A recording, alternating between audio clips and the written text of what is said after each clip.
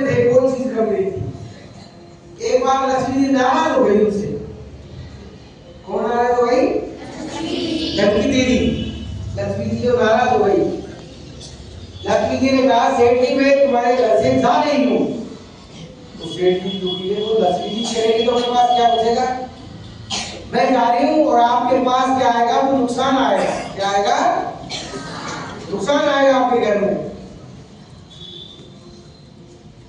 तो सेठ जी चिंतित थे, तो बोल मैं तो जा रही हूँ लेकिन आप कुछ मांग सकते हैं। तो सेठ जी ने हमसे मांगा लक्ष्मी जी से, ये माँ लक्ष्मी मुझे ऐसा आशीर्वाद दो कि मेरे परिवार में शांति, आपस में प्रेम भाव ये हमेशा बना रहे। आप भले ही चले जाओ लेकिन ये कब नहीं हो, ये समझ। तो लक्ष्मी तथास्तु कह के चली गई। अगले दिन ही शाम को घर में खिचड़ी बनी। क्या बनी? और बनाने वाली बड़ी बहू थी, उनके 4 पुत्र थे। बड़ी बहू ने खिचड़ी बनाई तो उसने अपने अनुसार नमक डाल दिया, और नमक डाल दिया नहीं काम में लग गई। उससे छोटी बहू आई, उसने खिचड़ी को चलाया और उसने भी नमक डाल दिया।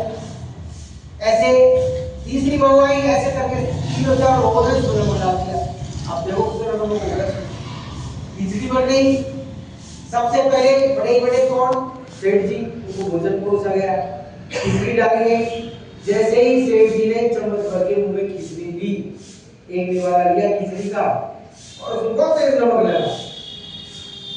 तो सेठ जी चुप रहे, किसी से कुछ नहीं कहा और चुपचाप उन्होंने पूछा किसी और ने खाना खाया है? तो अभी नहीं खाया किसी ने।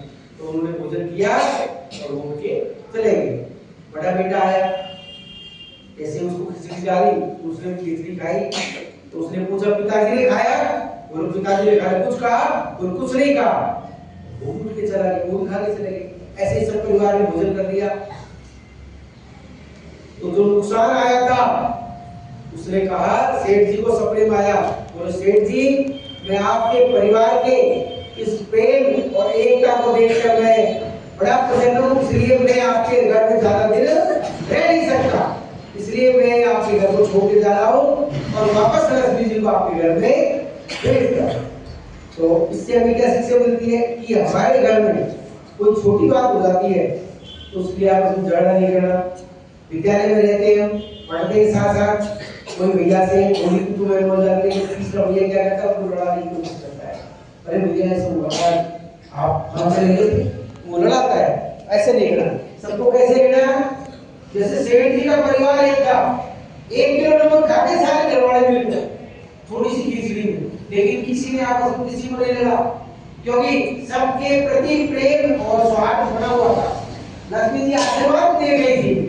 इसी तरह हमें जिस प्रकार हम घर में और विद्यालय में इसी तरह रहना, कभी भी किसी से बड़े से छोटे से, बड़े ने जो कह दिया उसको मानना, उनकी आज्ञा का हमेशा पालन करना और अपनी जो योग्यता और क्षमता है उसको अनुसार कार्य करना, कभी भी जीवन में सफल नहीं होगा। लेकिन अगर आप जैसे लक्ष्मी जैसे नुकसान आया था, अगर बड़ा बेटा पिताजी लड़ गए सबको तो तुम घर में आवाज हो जाएगी। लेकिन एक दूसरे की क्या पता, उन्होंने खाया वो खा लिया, दूसरे सोचा उन्होंने कुछ नहीं कहा मैं क्या करूंगा। सब एक प्रेम भाव, प्रेम भाव